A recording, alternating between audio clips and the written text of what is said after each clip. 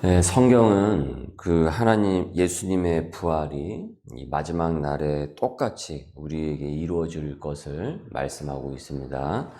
그래서 고린도전서 15장 21절에서 22절의 말씀에 보면은 사망이 사람으로 말미암았으니 죽은 자의 부활도 사람으로 말미암는도다. 아담 안에서 모든 사람이 죽은 것 같이 그리스도 안에서 모든 사람이 삶을 얻으리라. 신앙의 세계에 있어서 여러분 이 부활은 가장 본질적인 것입니다. 우리 예수님께서도 부활을 하셨죠. 하지만 안타깝게도 교인들이 이 부활에 대해서 많은 분들이 잘 모릅니다. 깨닫고 있지 못해요. 죽으면은 뭐 바로 천당이나 지옥에 가는 줄만 알지 자신이 똑같이 육체를 입고 부활을 하게 된다라는, 마지막 날에 부활하게 된다라는 그 사실에 대해서는 생각도 해보지 않는 경우가 많이 있습니다. 몸이 다시 사는 것과 영원히 사는 것을 믿사옵나이다. 오늘 우리가 예배를 드리면서 신앙을 고백을 했죠. 이렇게 우리는 매주 또 매일 몸이 다시 사는 것과 영원히 사는 것을 믿사옵나이다 라고 신앙 고백을 한단 말이죠. 그런데 정작 생각은 거기에 따라가지 못하고 있는 거예요. 그래서 죽음 이유를 이렇게 생각을 한다라는 거예요. 부활에 대해서 우리 성경 공부 시간에도 또 말씀 시간에도 말씀을 드렸다시피 예전에 그 영화 있었죠. 사랑과 영혼이라는 영화. 그래서 뭐 그런 영화처럼 뭐 죽으면은 이제 육체는 땅에서 이제 썩어서 없어지는 거예요. 그리고 이제 영혼은 분리가 돼가지고 이제 하늘로 이렇게 올라갑니다. 그래서 그 영화 제목이 고스트잖아요. 원래 원제목이 고스트입니다. 유령이잖아요. 그러니까 그런 식으로 생각을 하는 거죠. 이것은 이제 영혼 불멸설이라고 해서 그 헬레니즘 시대 플라톤 같은 그 철학자들에 의해서 나온 이론입니다. 근데 이 영혼 불멸설식으로 지금 이 기독교 우리 이 사후 세계를 그렇게 이해하는 경우가 허다하다라는 거예요. 그러니까 많은 부분에 있어서 이 성경 공부와 이 말씀 양육을 통해서 이곳이 고쳐져야 되거든요. 그래서 신앙이 그 이후의 세계에 대해서 이렇게만 이해를 하고 있다 보니까는 이 부활의 이 개념 자체가 많이 이렇게 엉클어져 있어요. 여러분, 이것은 성경이 말하는 이 사후 세계가 아닙니다. 그게 끝이 아닙니다. 사두개인들이 이 본질적인 부활을 얼마나 잘못되게 이해했고 오해를 하고 있었는지 오늘 우리가 말씀을 통해서 보게 되는데, 사두개인들은 다윗과 솔로몬 그 시대의 제사장을 지낸 이 사독의 후예들입니다. 그들이 이제 오랜 시간 그 자리에 있으면서 뭐 한 자리에 오랫동안 있으면 이제 사람들이 변질이 되지 않습니까? 그래서 이제 달콤한 기득권을 누렸죠. 그래서 그런지 이 땅에서의 부와 권력이 좋아서 그랬는지 부활에 대해서 관심도 없었고 행여 부활을 할까 걱정하는 지경에 이르렀다. 뭐 그렇게 또 노트에도 나오죠. 당시로서는 상위 이 지식층이었지만은 신앙에는 많은 문제가 있었던 것이죠. 아주 본질적인 문제가 있었던 거죠. 그래서 이 사람들은요, 이 부활을 믿지를 않았습니다. 이 대표적으로 부활을 믿지 않았던 사람들이 바로 사두개인들입니다. 여러분, 오늘날 우리가 그리스도 안에서 신앙생활을 한다고 하면서도 여러분이 부활에 대해서 모르고 있으면은, 부활에 대해서 깨닫고 있지 못하면 여러분도 똑같이 사두개인처럼 신앙을 그렇게 생각하고 있는 것하고 별반 다를 바 없는 것입니다. 말로는 부활하지 않는다라고 내세우지 않는다고 할지라도 실제로 그렇게 생각을 하면서 신앙생활을 하고 있다고 한다면 이 사두개인들하고 별반 다를 바가 없는 것입니다. 그래서 이들은 부활을 믿지를 않았습니다.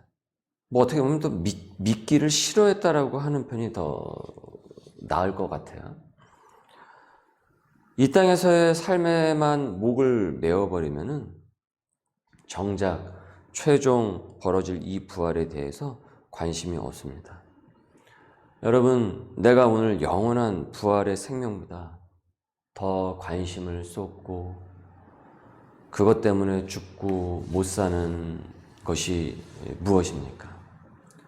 여러분, 내게 정말 그 부활의 소망이 정말 있습니까? 그 부활의 소망이 있어요? 부활 신앙이 있습니까?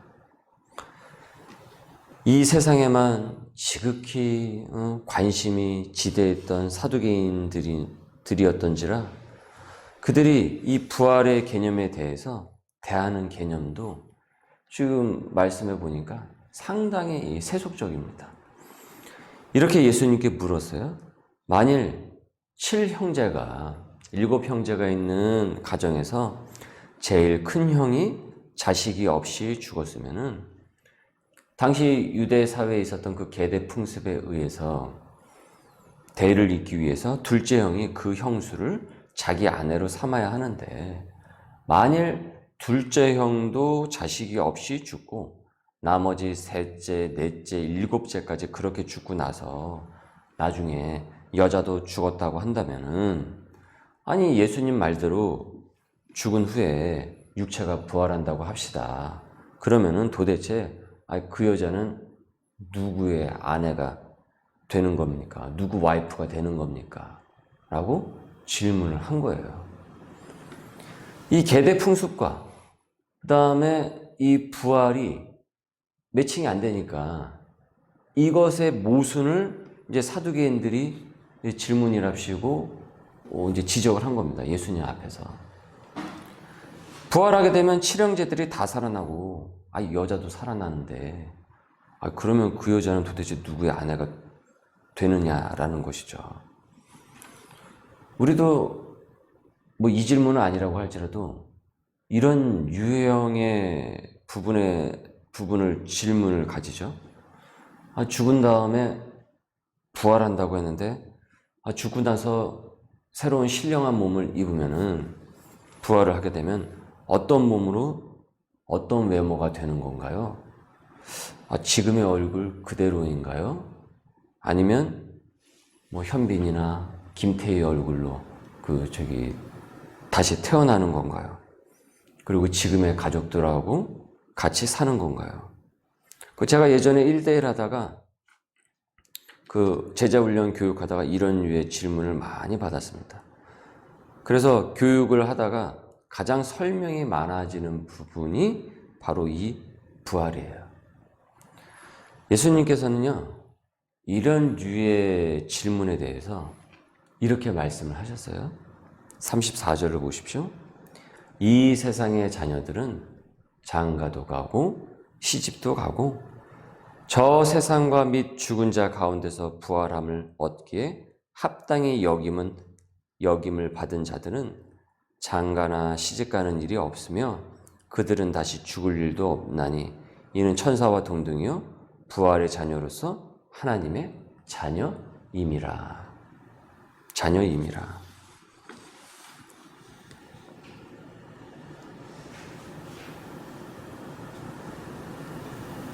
30절이군요. 네. 그 병행 구절을 제가 말씀을 드렸네요. 자, 여러분 무슨 말씀입니까? 부활한 이후의 세계는 완전히 다른 세상이라는 것입니다. 다른 세상. 그러니까 시집가고 장가가고 그런 세상이 아니라는 거예요. 즉 사두개인들이 지금까지 갖고 있었던 세상적인 자기 어떤 지식, 자기 인식으로 이해할 수 있는 그런 세계가 아니라는 겁니다. 완전히 다른 세상이라는 것이죠. 그러니까 완전히 여러분 다른 세상을 이해하기 위해서는 어떻게 이해해야 되겠습니까? 완전히 다르게 생각을 해야 되겠죠. 육적인 사고로 이해할 수 있는 그런 세상이 아니라는 거예요. 사두개인들은 세상에서 살고 있고 세상을 훨씬 더 좋아해요. 그리고 자기들이 누리고 있는 그것을 잃으면 안 돼요. 그러니까 이 땅에서의 소망이 워낙 크다 보니까 소원이 워낙 크다 보니까, 욕구가 워낙 크다 보니까 그 나라에 대한 소망과 열망이 적죠. 여기가 더 큰 거예요. 여기가 좋사오니, 여기가 더 좋사오니. 그러니까 이 사고로 계속 살고 있던 이 사람들이 이 예수님께서 얘기하시는 이 부활이라는 이 개념이 전혀 자신들의 세상적인 사고로서는 어떻습니까? 매치가 안 되는 거예요. 받아들이기 어려운 것입니다. 그러니까 지금 이 질문을 하고 있는 거죠. 칠형제가 있는데 좋아요. 예수님 말대로 다 부활했다고 합시다. 그럼 누구 와이프가 되는 겁니까? 지금 이런 식으로 질문을 하는 거란 말이죠.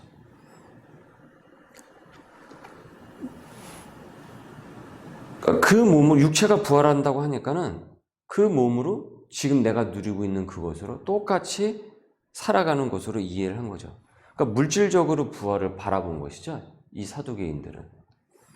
하지만 예수님은 부활 후의 세상은 완전히 다른 세상임을 말씀하고 있는 겁니다. 시집도 안 가고 장가도 안 가요.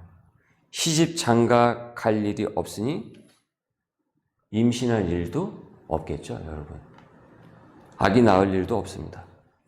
천사와 동등이기 때문에 더 이상 죽지도 않습니다. 완전히 새로운 세상이 열리게 되는 거예요. 사두개인들이 왜 항상 예수님과 여러분 마찰을 빚었는 줄 아십니까? 바로 이것을 받아들이지 못했기 때문입니다. 도무지 자기들 사고로는 이것을 이해할 수도 없고 이해해서도 안 되는 것이었거든요. 이것은 예수님의 말씀이 허무 맹랑한 것이어서가 아니라 사두개인들이 물질적이고 이성적으로만 판단하려는 바로 육적인 사람들이었기 때문입니다. 여러분, 육적인 사람이 어떻게 영적인 부활의 세계를 이해할 수 있겠습니까? 철저히 유물론적 사고방식으로 이 땅을 살고 있는 사람이 눈에 보이는 것만이 실제다. 이것만이 진짜다. 가장 눈에 잘 보이는 것이 자본 아닙니까? 돈 아닙니까? 그것만이 실제다 라고 믿고 사는 사람이 여러분 어떻게 영적인 세계를 이해할 수 있겠습니까? 그래서 그들에게서 나오는 생활 방식, 행동 방식은 물질적이에요. 물질적인 사고 방식으로 무장이 되어 있으니 사람을 대할 때도 물질적으로 대할 수밖에 없죠. 그 관계가 나에게 이득이 될까? 나에게 유익이 될까? 내가 이 사람을 알면 나한테는 어떤 게 더 이루어지지? 심지어 친구 사이도. 모든 걸 그렇게 생각할 수밖에 없어요. 왜요? 그의 사고방식은 물질이거든요. 거기에 갇혀 있거든요. 그러니 사람과의 관계에 있어서도 어떻습니까? 영적인 세계로 바라보지 못하죠. 영적인 관계로 바라보지 못하죠. 여러분, 우리가 예수를 믿고 크리스찬이 되었다라는 것, 그리스도인이 되었다라는 것은 사람과의 관계에 있어서도 큰 변화를 가져다 줍니다. 예전에는 물질적인 생각으로 물질적인 사고로 항상 사람을 바라봤어요. 그러나 예수 그리스도를 믿고 그 하나님을 믿으면 어떻습니까? 그 사람을 영혼으로 바라봐요. 영혼으로 바라봐요. 그래서 설사 내게 금전적인 손해가 있다고 할지라도, 내게 어떤 유익이 있다고 할지라도 그 영혼이 안타깝고 불쌍하고, 그리고 그의 행동을 어떻습니까? 때로는 용서를 해주고 긍휼히 여긴단 말이에요. 이게 우리가 하나님을 믿기 때문에 이 인간 관계에 있어서도 이게 달라지는 것이란 말이죠. 그러나 이 사두개인들은 모든 게 그 사고가 물질적이에요. 거기에만 다 바라보고 있으니까. 그러니까 이 유대 이 풍습에 있는 이 계대 이 혼인을 이 예수님이 말씀하신 것하고 어떻습니까? 이걸 이런 식으로 받아 쳐버리고 있는 거예요. 7 형제 다 있는데 와이프 다 살아나면 누구 와이프 되는 겁니까? 근데 여러분 실제 이런 일이 있을 수 있겠습니까? 설마 7명이 다 죽는 일이 여러분 그런 일이 몇이나 있겠습니까? 예? 아무리 유대 사회에 그때 당시라고 할때도. 그러니까 이런 예를 어쨌든 가장해서라도 지금 이 예수님의 부활에 대한 이 말씀을 어때요? 어떻게든 깔아 뭉개버려야 되는 거예요. 이 사람들 입장에서는. 그래서 예수님께서 그들의 이런 식의 질문에 너희가 성경도 하나님의 능력도 알지 못하는 거로 오해하였도다. 오해하였도다. 라고 합니다. 그렇게 사두개인들이 자기들은 성경을 잘 안다라고, 구약의 율법을 잘 안다라고, 아니 사두개 후예들이니까 잘 안다고 하지 않았겠습니까? 그런데 실질적으로 실제 예수님께서 무엇이라고 말씀하세요? 너희는 성경을 모른다라고 얘기하고 있어요. 하나님 말씀을 정말 너희들은 진짜 모르는구나. 난 놓고 기억자도 모르고 있구나. 여러분, 내가 하나님의 말씀을 오해할 때가 말씀이 틀려서가 아니라 나의 사고방식이 여전히 이 땅이 전부인 것처럼 생각하는 세속적이기 때문에 말씀을 받아들이지 못하는 것은 아닙니까? 그래서 믿기보다는 틀리다라는 것을 증명을 하려고 나를 더 스스로 변호를 하고 오히려 이 사두개인들처럼 애를 쓰고 있지는 않습니까? 그것은 무엇입니까?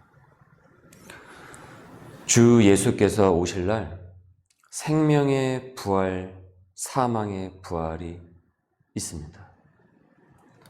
여러분, 그러나 우리가 그 날만 부활을 경험하는 것이 아닙니다. 오늘 그 부활의 삶을 사모하면서 그리고 이 현재의 고난은, 시련은 길지 않음을 우리가 깨닫는다고 한다면 오늘부터 우리는 부활의 삶을, 부활의 그 신앙생활을 할 수 있는 겁니다. 부활 신앙을 오늘 우리가 소유하게 되는 것이죠. 그럴 때 우린 이곳에서도 살아계신 그 하나님을 체험하면서 부활 신앙을 갖고 살아갈 수 있는 겁니다. 이 사순절이 끝나고 우리가 부활절을 맞이하게 되죠. 여러분, 그날만 부활절이 아니에요. 그날 한 주일만, 한 날만 부활절이 아니란 말이에요. 우리가 이것을 우리의 삶 속에서 계속 기억하면서 구현해낼 수 있는 것이 진정한 부활절을 우리가 기념하는 것입니다. 부활의 신앙입니다. 32절에 나는 아브라함의 하나님이요 이삭의 하나님이요 야곱의 하나님이로다 하신 것을 읽어보지 못하였느냐. 하나님은 죽은 자의 하나님이 아니요, 죽은 자의 하나님이 아니요 살아있는 자의 하나님이시니라. 여러분, 우리가 믿는 그 하나님은 죽은 자의 하나님이 아닙니다.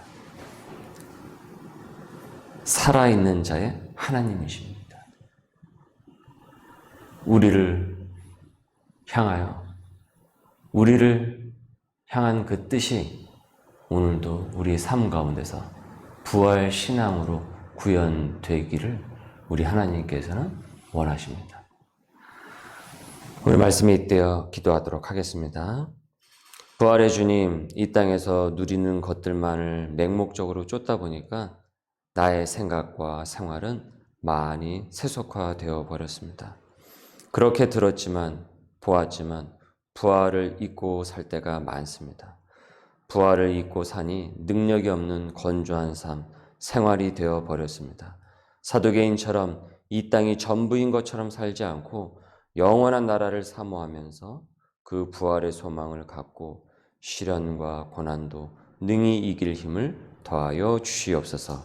이 소망을 주변의 영혼에게 전하여 함께 그 소망을 공유하는 하루 되게 하소서.